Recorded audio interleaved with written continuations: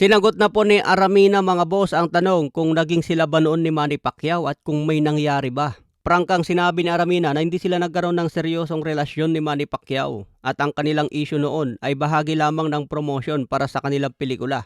Binigyan din ni Aramina na ang chismis sa pagitan nila ay nag-ugat lamang sa kanilang pagtatambal sa pelikulang Anak ng Komander. Sinabi ni Aramina na ang ingay sa kanilang tambalan noon ay ginawa lamang para sa marketing upang tangkilikin at kumita ang naturang pelikula. Pero inamin ni Aramina na umamin sa kanya si Pambansang Kamao. Sabi umano ni Pacman bago pa ako sumikat sa boxing, crush na kita. Nakikita ko dati yung picture mo sa Tanduay poster at naiisip ko kailan ko kaya makakasama ito. Kinumpirma rin ni Aramina na habang nagsushoot sila ng pelikula ay nararamdaman niya na gustong-gusto siya ni Manny Pacquiao. Pero sinabi nga po na wala silang relasyon at hindi rin nanligaw si Pacquiao. Kaya chismis lang yung sinasabing nabembang ni Pacman si Aramina.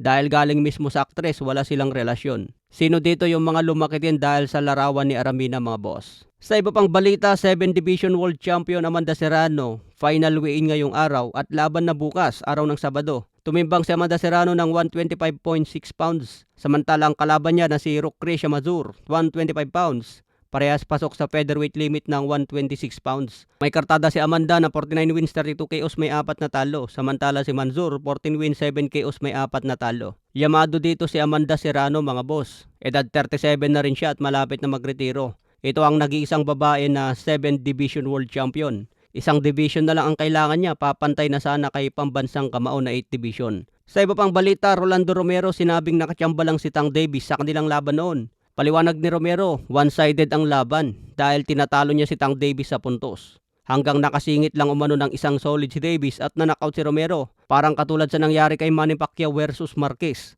Bugbog na si Marquez, tatapusin na sana ni Pacquiao pero biglang natamaan ng solid si Pacman at nakatulog. So parang ganun ang ibig sabihin ni Romero, nakachamba lang si Tank Davis. August 22 ang laban ni Romero kay Teofimo Lopez at nangyari kanina ang kanilang face-off. Kaya abangan po natin ang matinding bakbakan ng dalawa.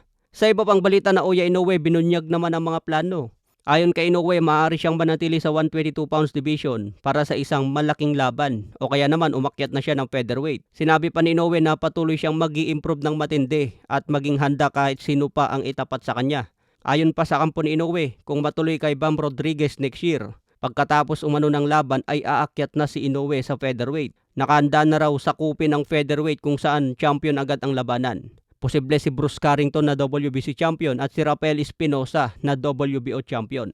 Hanggang ngayon wala pa sa radar ni Inoue ang pangalan ni Jandrel Casimero. Pero sinasabi nga po ng mga fans na pwedeng gawing tune-up si Casimero sa featherweight bago humarap si Inoue sa mga champion. Pwede sana mangyari yan mga boss kung may kasanang promoter. So bakit nga ba sinasabing pang tune-up si Casimero? Dahil walang nakatayang belt mga boss at unang laban din ni Inoue sa featherweight. Okay mga boss, follow for more boxing updates.